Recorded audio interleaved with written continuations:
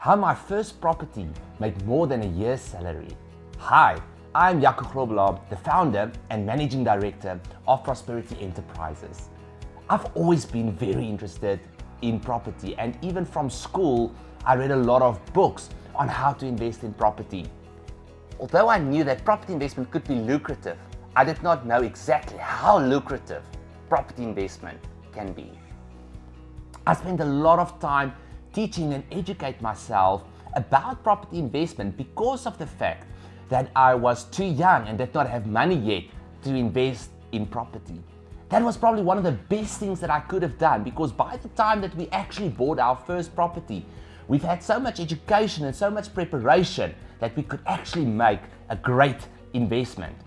My wife and I read books, we attended seminars, we spoke to property investors to learn as much about property before we invested in our first property.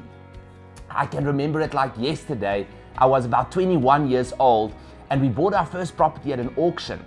I was sitting there ready to buy my first property, and we started bidding on the property, and we bought that property for 25% below market value.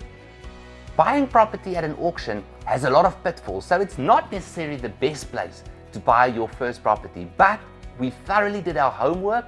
We knew what we wanted, we knew what price we should pay, and we ended up buying our first investment property for 20 to 30% less than the market value of that property.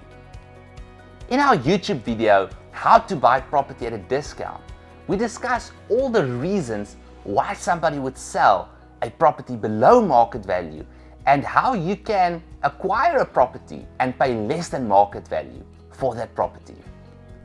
It took me a couple of weeks of work to acquire the property, to renovate it, and to place tenants. And when I did the calculations, I realized that the equity that is in that property is more than my entire year's salary for that year.